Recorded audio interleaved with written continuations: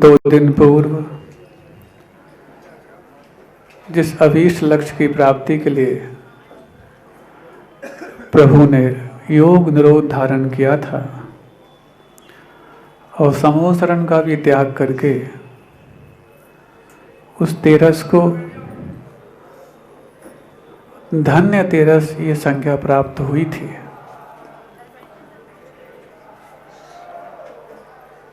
समूह शरण जिसमें जाकर के कि गौतम के लिए भी मान का ज्ञान हुआ, जो अभी तक अपने ज्ञान का मान करता था। तृतीय शुक्ल ध्यान, जो कि सूक्ष्म क्रिया प्रतिपाती के रूप में जाना जाता, जिसमें योगों को सूक्ष्म करते हुए जो कि कर्मों के आश्रम के लिए निमित्त बनता था, संयोग केवली गुणस्थान के अंतिम क्षण में उस योग का भी समापन कर दिया। और उसके पश्चात अ, ए, उ, रे, रे, ये 5 जो ह्रस्व अक्षर, इनका उच्चारण करने में जितना समय लगता है उतने मात्र समय का काल चतुर्थ शुक्ल ध्यान, जिसको विपरीत क्रिया निवर्तिनी कहा जाता, उसको लगा करके प्रभु आज अमावस्या के दिन, जो काली रात के रूप में जानी जाती, अभी तक की अपनी प्रतीक्षित उस चेतना की आभा को प्राप्त कर गए। और उस चेतना की आभा इतनी धवलिम, इतनी प्रखर कि अनंतकालीन कर्म श्रृंखलाओं को तो समाप्त करने का सौभाग्य प्राप्त हुआ ही, अनंतकालीन उस सुख को, जो अभी अनंत सुख के रूप में भले ही प्राप्त हो गया था, लेकिन अव्ययवाद सुख के रूप में प्राप्त नहीं हो पा रहा था, आज प्रत्युष बोला में उसको भी प्राप्त करके हम सबके लिए दीपावली मनाने का सौभाग्य अर्जित करें। कैसा अद्भुत क्षण हो रहा होगा कि 2 दिन पूर्व तक तो पूरे 30 वर्षों तक का जो समूह शरण का काल था, जिसमें प्रत्येक प्राणी उस दिव्य पीयूष ध्वनि को सुनते थे, अपने स्वयं की मलिनताओं को परिचय प्राप्त करते थे, भीतर उठने वाली उन कषायों के आवेग को भी शमित करते हुए वो आत्म साधना करने का मन बनाते थे। 2 दिन से वो दिव्य ध्वनि तो समाप्त हो गई, लेकिन फिर भी एक आस तो थी कि दिव्य ध्वनि देने वाले अभी विराजमान हैं। और उनके समूह शरण में अपनी विनय का श्रेष्ठतम परिचय प्रदान करने वाले ऐसे वो गौतम स्वामी, कल ही कहा था, चाहते तो उनके योग निरोध करने के लिए समूह शरण त्याग जैसे ही किया, तुरंत वो भी शुक्ल ध्यान में लीन हो जाते और केवल ज्ञान को प्राप्त कर लेते, जैसे कि आज शाम को वो प्राप्त कर ही लेंगे, ताकि कम से कम ये तो कहने में आ जाता कि जब तक महावीर संसार में थे, उनके सामने ही सामने गौतम को भी, जिन्होंने गंधर्व पद का निर्वाह किया, उन्होंने भी केवल ज्ञान प्राप्त कर लिया। क्यों? अब 2 दिनों में तो कोई उनका कर्तव्य था नहीं, जिस कारण से वो 2 दिन प्रतीक्षित रहे। 30 वर्षों तक जिन्होंने इतने बड़े दायित्व भार का निर्वहन किया, अब कम से कम 2 दिन में तो वो दायित्व भार बचा ही नहीं था। वो चाहते तो उस कैवल्य की वसुधा को प्राप्त कर सकते थे, लेकिन हमें लगता है समूह शरण में पहुंचने के पहले जो उनका मान भंग हुआ मानस्तंभ को देख करके, वो इस हद तक भंग हो चुका था कि विनय की फलश्रुति उससे 30 वर्षों पश्चात तक भी इतनी प्रांजल बनी रही, इतनी अद्भुत बनी रही कि बड़ों के सामने खुद को बड़ा दिखाने की आवश्यकता महसूस नहीं की। क्यों? अभी तक महावीर भी केवल ज्ञानी हैं, और यदि उनके रहते रहते मैं भी यदि शुक्ल ध्यान की बात कर लूं, जो कि आज शाम को अंतर्मुहूर्त में उनको प्राप्त होने ही वाला था केवल ज्ञान के रूप में, 2 दिन के अंतराल में कर लेते? नहीं, धृष्टता मैंने बहुत कर ली। अभी तक मुझे अपने ज्ञान का बहुत गुमान था, अब जाकर के मेरे मान का ज्ञान मुझे प्राप्त हुआ है, इसको जरा भी बढ़ने नहीं देना। और हुआ ऐसा कि जाकर के वो प्रतीक्षित हैं। क्यों?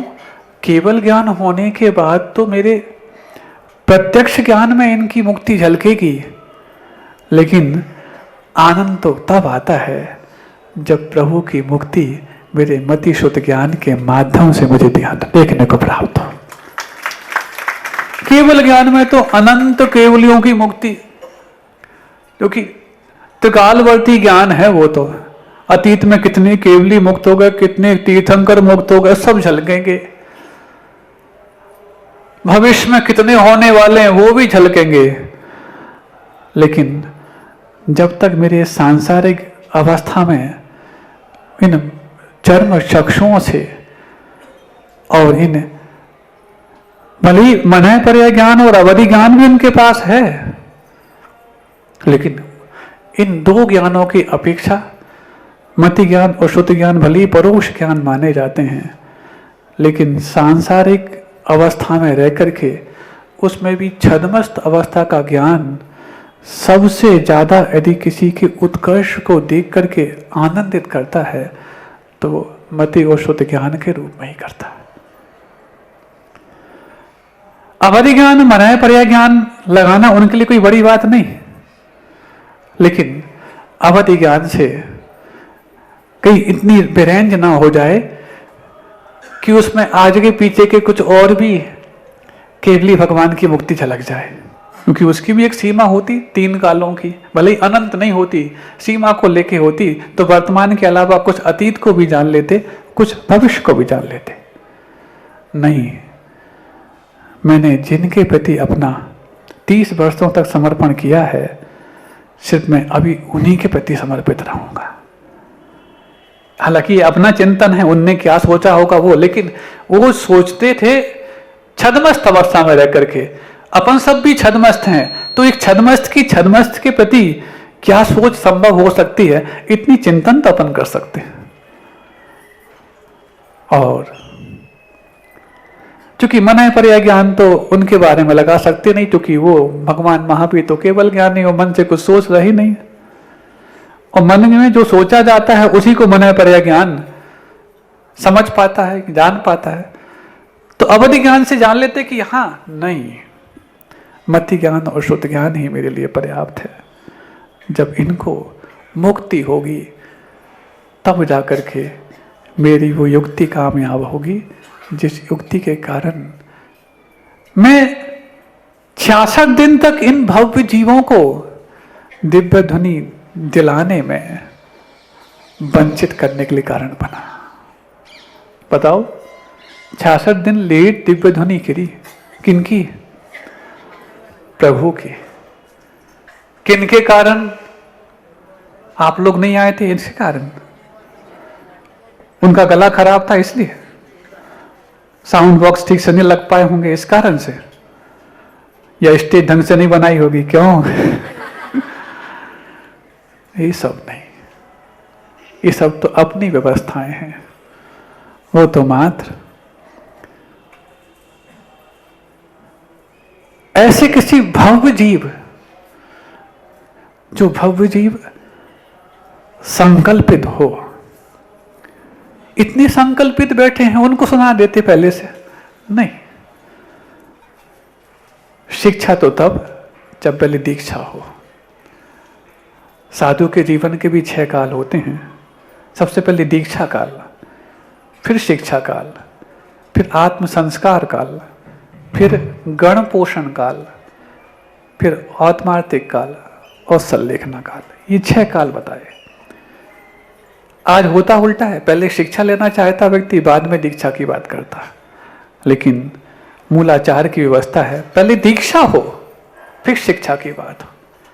और इस मूलाचार की व्यवस्था को मुनि ही स्वीकार करते, ऐसे नहीं। अभी महावीर भगवान भले ही केवल ज्ञानी हो गए थे संवत्सरण में बैठते ही या उसके पहले ही, लेकिन है तो अभी भी मुनि ही का रूप। क्यों? प्लाक, बकुश, कुशील, निर्ग्रंथ, स्नातका, निर्ग्रंथा, ये 5 निर्ग्रंथों के स्वरूप बताए गए तत्वात् सूत्र में। ये सभी निर्ग्रंथ हैं, ये सभी मुनि भले ही स्नातक भले ही हो गए, ग्रेजुएट हो गए, इसका मतलब है कि वो विद्यार्थी नहीं है क्या? अंडर ग्रेजुएट हो, चाहे ग्रेजुएट हो, चाहे पोस्ट ग्रेजुएट हो, सभी विद्यार्थी माने जाते कि नहीं माने? तो ऐसी अभी जब तक संसार में है तब तक विद्यार्थी हैं। जब मुक्त होंगे तब हम उनको पारंगत कह देंगे, कोई बात नहीं, अभी तो हम उनको विद्यार्थी ही कहेंगे। तो बस पहले दीक्षित हो कोई, तब जाकर के, पहले संकल्पित हो, तभी हम उपदेश दे देंगे।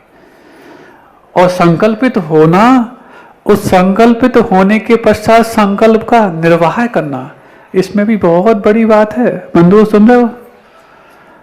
आप लोगों ने कुछ संकल्प लिए थे, सुने थे, लेकिन संकल्प का ढंग से पालन नहीं किया, तो क्यों उपदेश दें? अब अपने को तो कोई बात नहीं, सब कुछ देख लो, इन लोग को संकल्प कैसे निभाना है इसको भी समझाओ। क्यों? संकल्प लेना ही मात्र पर्याप्त होता। तो तीर्थंकर जैसे वर्धमान चारित्र के धनी, वर्धमान चारित्र है कि नहीं उनका, एक बार जो चारित्र ग्रहण किया, वो जब तक मुक्ति ना हो जाए तब तक स्थिर भी नहीं रहेगा, नीचे भी नहीं आएगा, बढ़ता ही चला जाएगा, तब तो उनको वर्धमान चारित्र के धनी माना जाता। अब सारे तीर्थंकर प्राय इस हुंडा सर्पणी काल को छोड़ दिया जाए तो सभी अयोध्या में जन्म लेते हैं। 5 तीर्थंकर तो इस बार भी अयोध्या में जन्म लिए। हम ही पूछना चाहते हैं, आपने महाव्रत धारण कर लिए वैराग के पश्चात, अब अयोध्या छोड़ने की आवश्यकता क्या है? अथवा अयोध्या छोड़ करके महाव्रत धारण करने की आवश्यकता क्या है? जब वैराग हो गया तो आपके तो किसी व्रतों में दोष लगना ही नहीं है, तो अयोध्या क्यों छोड़ना? वो कहते संकल्प लेना आसान है, लेकिन संकल्प को निभाने लायक माहौल में रहना बहुत कठिन। और जब तक उस संकल्प को निभाने लायक माहौल में हम नहीं रहेंगे, संकल्प का निर्वाह करना भी कठिन। इसीलिए अयोध्या छोड़ करके जाते हैं। भाई हम लोग जैसे हों तो फिर भी ठीक है कि जहां थे वहां रहेंगे, तो हो सकता है कुछ संस्कार काम कर जाएं पुराने। आपके तो संस्कार ऐसे हैं कि वर्धमान चारित्र है, आपको तो कोई दोष छूने वाला नहीं है। हम तो कह रहे छू जाए तो उसका भी कल्याण हो जाए, दोष का भी, लेकिन वो छूता नहीं। तो फिर क्यों आपने अयोध्या को छोड़ा? यही बात समझने की है।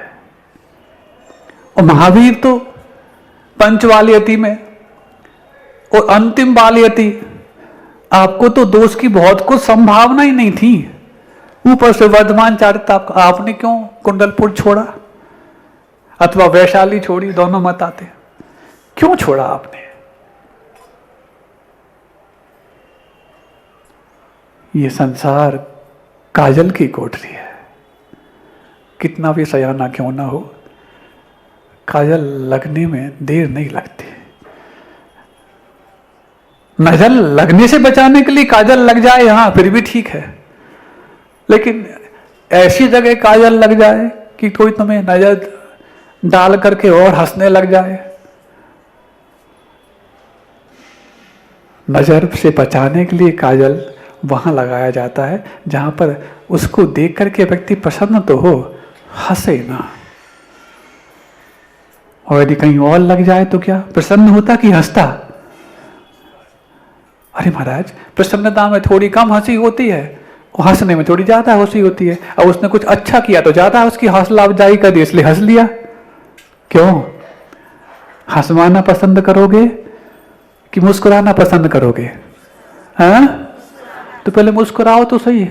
महाराज भगवान महावीर चले गए इसलिए उदास हो गए। ऐसा है क्या? थोड़ी देर के लिए उदासीनता तो गौतम स्वामी के मन में भी आ गई, क्योंकि छद्मस्त हैं अभी उनको केवल ज्ञान नहीं हुआ। जैसे प्रभु को निर्वाण हुआ,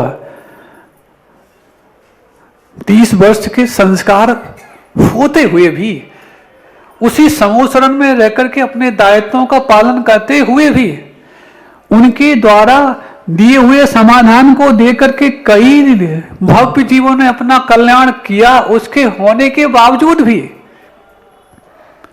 गौतम के मन में आ गया, अब मैं क्या करूंगा, अब मैं क्या करूंगा। सब जगह अंधकार ही अंधकार। जो अभी तक प्रकाश देते थे वो प्रकाश पुंज अब तो यहां से पलायन कर गए। ठीक वैसा ही जैसा कुछ समय के लिए कुछ भव्यों को उस समय भी आया होगा जब 18 फरवरी को एक प्रकाश पुंज पलायन किया था। उस समय भी आया होगा कि 56 वर्षों तक, सोचो, महावीर का समोसरण तो 30 वर्षों तक देश ना दिया, लेकिन गुरुदेव का समोसरण तो उनसे भी ज्यादा 56 वर्षों तक हम सबके लिए देश में प्रकाश फैलाया। उस समय तुरंत तो लगा होगा अब इस अंधकार में हम कैसे यापन करेंगे। अपने को भी लगा थोड़ी देर के लिए, लेकिन तुरंत उस गौतम की दशा को याद करना हुआ। हे गोयम क्षणमपि महागमय, क्षण मात्र में मत कमाओ। तुम भी उसी उपलब्धि को प्राप्त करते हो, कर सकते हो, जिस उपलब्धि को प्राप्त करके 30 वर्ष मैंने बताए थे। बस ये अपनी स्वयं की सामर्थ्य का एहसास हुआ नहीं, बस वो अफसोस अवसर में बदल गया, और अवसर ही गोधूली वेला में आनंद में बदल गया, और शाम को गौतम स्वामी को केवल ज्ञान हो गया। बस इसी भक्ति को अपने जीवन में बचा के रखना, वही आपके जीवन में कल्याणकारी होगी।